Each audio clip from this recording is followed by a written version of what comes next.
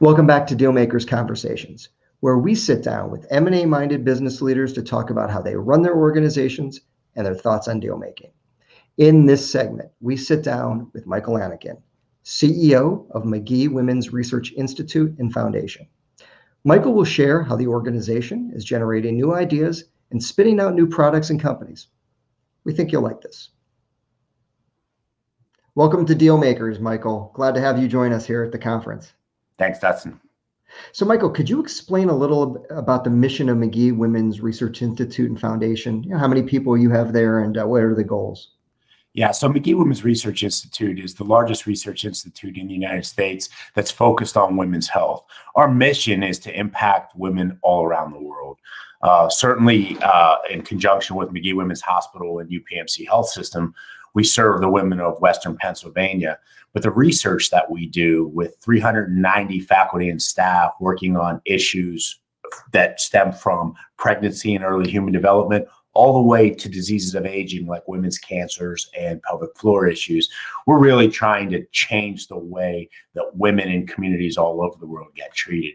In fact, we have collaborations on 5 different continents in 17 different countries. So more than just the women of Western Pennsylvania and Pittsburgh, the women of the world get serviced by Magee-Womens Research Institute. It's a lot going on there. And, you know, you and I have spoken before this interview a little bit about how each of the labs that you have acts almost as its own independent P&L unit within the Institute. Can you talk about how that's set up? Because I think that's one of the things that makes you really unique. It is, and we have 37 distinct laboratories within the building and within the community. And, each one of those laboratories has their own P&L. They're responsible for their own mission as it relates to the disease state or what it is they're studying. But they all fit into the greater mission, which is that the lifespan of a woman, we like to talk about 9 to 90, the 9 months we spend in utero, and then the next 90 years of health and wellness. And we study all of that. And so each one of those unique labs plays a part in that life cycle. So how does the relationship with UPMC factor in? Well, UPMC is a great partner. We certainly wouldn't be able to do what we do without them. Not only do they provide a large clinical footprint, but also financial support. When we're looking to make an impact, research is not our goal. Research is simply a tool, right? Impact is our goal. So when we're looking to make an impact, we're looking to make something better for women and children around the globe. And UPMC gives us that clinical opportunity to do that. So we're able to deploy very quickly within the health system our improvements that we're trying to make. Do they help you with accelerating growth and some of the success factors that you have?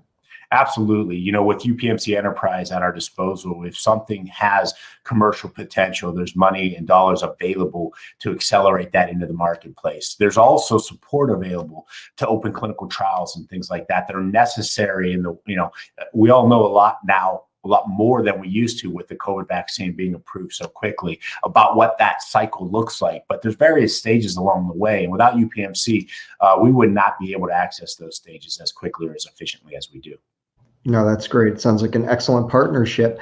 Michael, when a unit or a lab has an initiative that's ready to be funded, how do the groups go out and seek capital? Is it only through UPMC or other ways as well? There's really 3 distinct ways that we receive funding. Our major funding source is the NIH. In fact, we get more NIH dollars than our 4 largest competitors combined, and we have since 2007.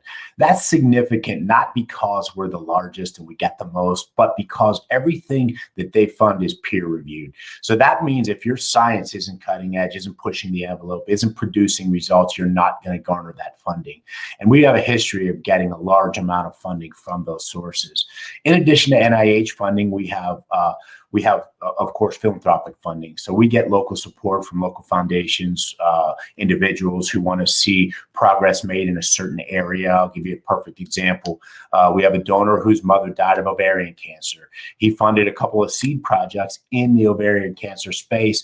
We were able to take data from the seed projects, turn it into a bigger project, apply for NIH dollars, and get NIH dollars to continue that project. After the NIH project was completed, the data was good enough that we were able to go to a company like Merck to do follow-on funding and further accelerate that back into the market. We will not get into the market alone. We're a research institute, so it's important for us to have relationships with corporate partners who can help get those findings into the marketplace much faster. UPMC is one of those partners. We work with pharma. We work with other academic research institutions like Harvard or Northwestern or UCSF. So we're really out there trying to advance our studies regardless of the path. So those are really typically the ways that things get funded. And then the third way would be institutional dollars, right? If we think that there's an opportunity to cross a bridge and we just need some institutional dollars to get across that bridge, that's when we'll go to UPMC Enterprise, or we'll try and fund that ourselves internally through certain mechanisms that we may have to get that across that bridge. So is there a process then for spinning out, let's say, a healthy project for an additional capital raise, whether it's venture or private equity, beyond that, once these things really start getting legs of their own? Yeah, absolutely. So, obviously, the example I just gave you with Merck was an example of a corporate partner coming in and saying, hey, we have access to these channels. We think this fits a need. We're going to help get this thing into those markets. But we've had other projects, diagnostic tests, for instance. We're working on a diagnostic test right now for ovarian cancer, same disease state, very high death rates with ovarian cancer because we catch it late. Unfortunately, by the time they catch ovarian cancer, because there's very minimal symptoms early on, it's obviously too advanced many times for them to take care of. So we're looking at a blood test that might pick up the markers of that much, much sooner.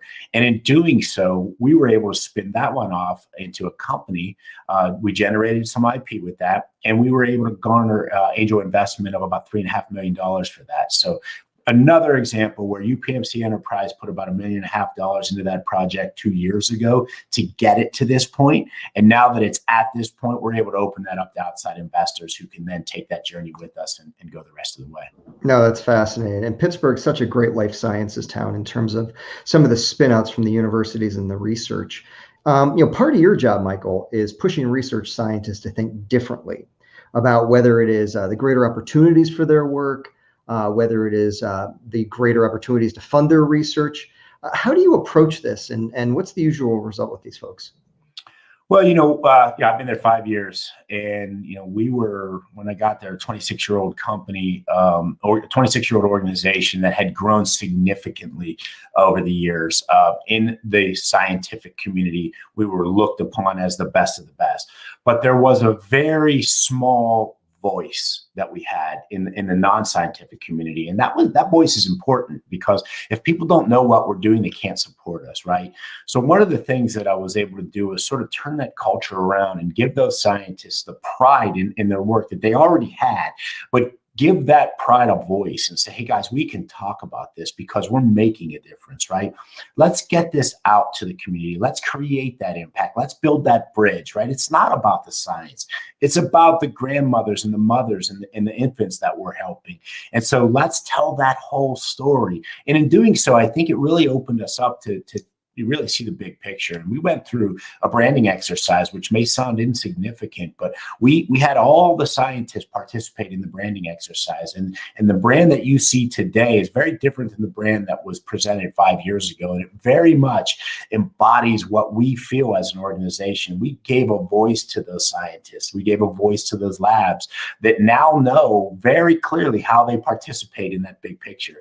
And if you see some of our branding, you'll understand that the impact is what we're focusing on.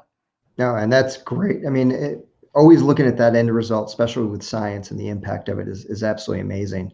How does your background in M&A play into your approach to your role today? And as part of that, what were some of the key lessons that you learned that you've been able to then share with your team here? Yeah, well, that's a great question, because I think it's significant. I think the M&A background requires that you merge cultures, right? It's not easy. I remember when I bought my first company and merged it with my existing company, I read a book that said, you will not do this in under 2 years. And sure, they were right. It took 2 full years to get that right, and get clicking. And so it's the ability to sort of understand how to build that culture that you want to be that really has been helpful here. I think the other piece of it is in the M&A world, I think oftentimes the ones that are the most successful are the ones that create win-wins.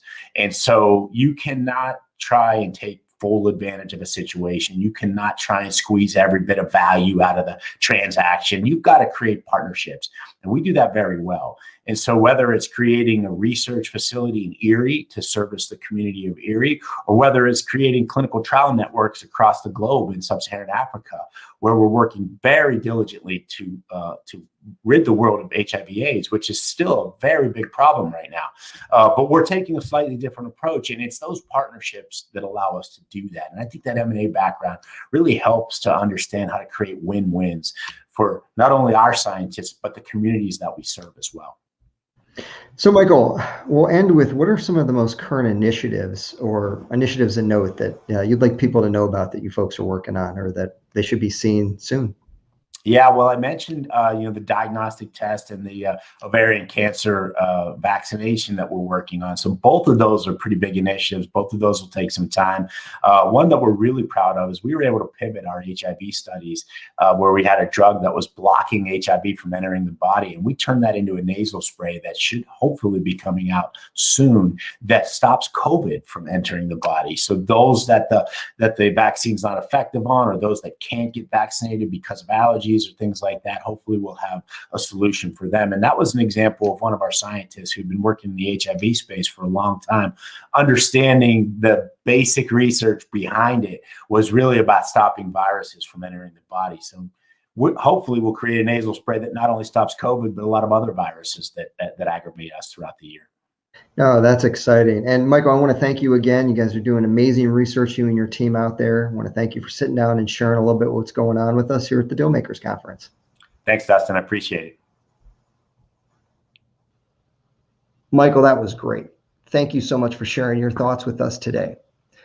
Ladies and gentlemen, if you don't know where you're headed next for the afternoon sessions, please visit the agenda tab and add those ones that interest you to your My Agenda. Once again, thank you for joining us for today's Dealmakers Conversations. We'll see you at the next segment in about an hour. Enjoy the afternoon sessions.